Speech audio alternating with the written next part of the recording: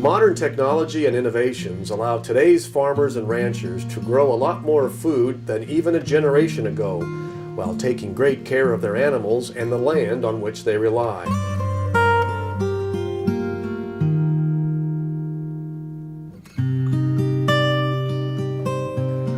Most of the larger turkey producers in Utah are part of the grower-owned Norbest Turkey Marketing Cooperative, which dates back to the 1920s when it was called Utah Poultry. Back then, the co-op produced about 3 million pounds of turkey a year.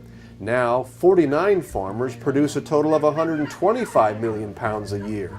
There have been a lot of changes in the industry over the years. My grandpa had his first turkeys in 1937.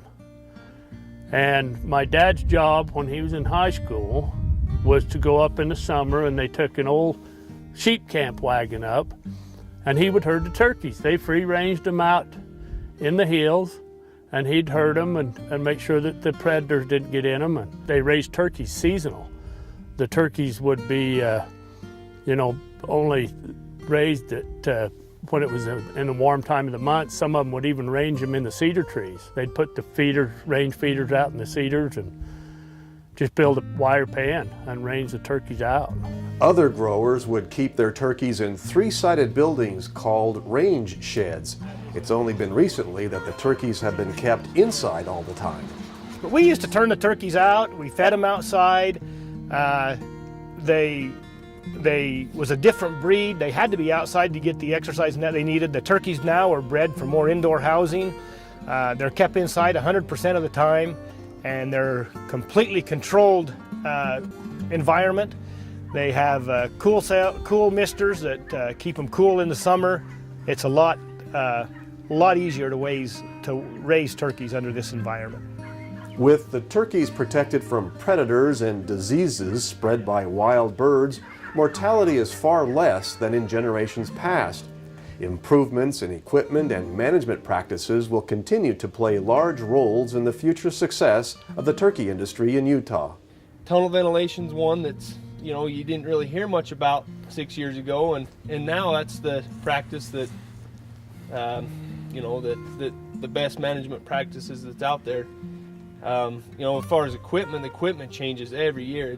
It seems like you put a new piece of equipment in, and the next year there's something bigger and better on the market. And so it's evolved like crazy just in the past 6 years since I've been working full time. I think we're going to see a lot more efforts made to make a biosecure farm. As far as visitors, people going from farm to farm, you're going to see more restrictions to keep our birds in their own healthy microcosm. As with other livestock sectors, a lot of science goes into making sure the turkeys have the perfect diet for maximum production.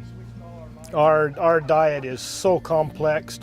It is just a small change in our diet can mean the difference between a profit and a loss situation.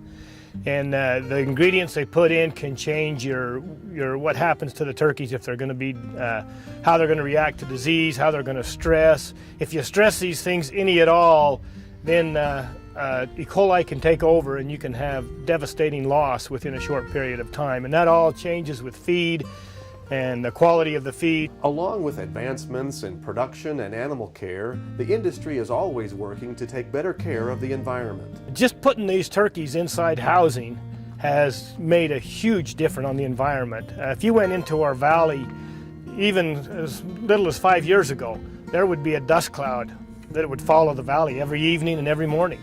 And it was from the turkeys being outside and stirring up this dust, and then the cloud would move throughout the valley. And we haven't seen that since we went to indoor housing. The air, some of the air is blowing outside, but it settles rather rapidly, and so you don't get the dust control. As far as the waste management, we're doing a lot better job of taking care of our poultry waste and managing our farms and fields, taking soil samples and making sure we don't put too much phosphate or nitrate on the grounds. It's been a huge environmental thing. Not only have advancements made it possible to grow more birds to maturity more efficiently, increasing human populations and our changing eating habits in the United States and around the world have made growing turkeys a year-round business. You know, everything was revolved around a whole-bodied bird. And as they evolved into further process and things is where we've come to today. Different demands for turkey, more of a year-round demand. You know, everybody goes for lunch, they want a turkey sandwich for lunch. And that just wasn't the way it was, you know, 30, 40 years ago. Turkeys were for Thanksgiving. It's innovations like these that help today's agriculture meet the food security needs of an ever-expanding population.